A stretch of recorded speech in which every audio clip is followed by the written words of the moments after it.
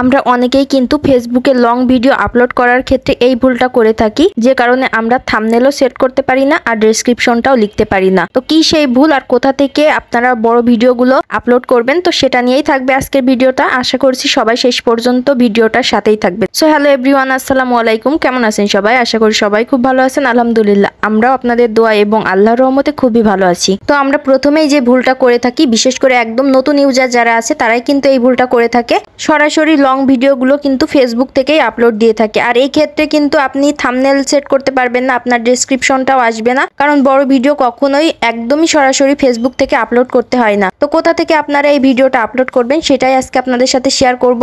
বড় video upload করার ক্ষেত্রে প্রথমে আপনাকে যে কাজটা করতে হবে সেটা হচ্ছে মেটা বিজনেস সুইট অ্যাপটা ইনস্টল করে নিতে হবে। তারপরে আপনার আইডিটা লগ ইন করতে হবে, আর অবশ্যই কিন্তু ডেস্কটপ সাইটটা অন করে রাখতে হবে। ডেস্কটপ সাইটটা অন করে রাখলে আপনার ফোনটা একদম কম্পিউটারের মতন শো করবে, তাহলে আপনি খুব সহজেই বিষয়গুলো বুঝতে পারবেন। প্রথমে আপনি মেটা বিজনেস সুইটের ভিতরে যাবেন, তারপরে হোমটা দেখতে পাবেন, আর হোমের ডান সাইডে দেখবেন মোর অপশন থাকবে। মোর অপশনে ক্লিক করলেই তিনটা অপশন আসবে। একদম লাস্টে যে অপশনটা আসবে সেটা হচ্ছে বুক আপলোড ভিডিও, আর এখানে ক্লিক করলে অ্যাড ভিডিও বলে একটা অপশন আসবে। তারপরে আপনি ক্লিক করলে আপনি যে ভিডিওটা ছাড়বেন, মানে যে বড় ভিডিওটা আপনি আপলোড করবেন, সেটা আপনি হচ্ছে ওকে করে নিতে পারেন। তারপরে হচ্ছে আগে থেকেই একটা থাম্বনেল তৈরি করে রাখবেন, সেই থাম্বনেলটাও আপনি সেট করবেন, আর ওখানেই হচ্ছে আপনার টাইটেলের একটা বক্স থাকবে, ডেসক্রিপশনের একটা বক্স থাকবে, আপনি আপনার ইচ্ছা অনুযায়ী সেগুলো লিখতে পারবেন। তো আমি হচ্ছে আজকের ভিডিওতে আর থাম্বনেল কিভাবে সেট করতে হয় সেটা আর বলছি না, কারণ এক ভিডিওতে সবকিছু বললে ভিডিওটা অনেক বেশি বড় হয়ে যায়। তো থাম্বনেল নিয়ে আমি আরো একটা ভিডিও আপনাদের সাথে শেয়ার করব।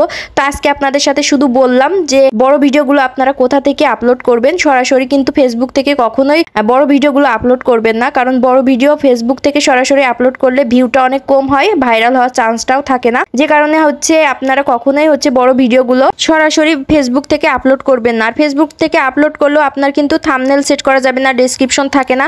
এগুলো কিন্তু অনেক বড় একটা সমস্যা, কারণ একটা ভিডিও ভাইরাল হওয়ার জন্য যেই জিনিসটা সবচেয়ে বেশি গুরুত্বপূর্ণ সেটা হচ্ছে টাইটেল আর থাম্বনেল। আপনার থাম্বনেল দেখেই কিন্তু মানুষ সেই ভিডিওটা ক্লিক করতে বাধ্য হবে।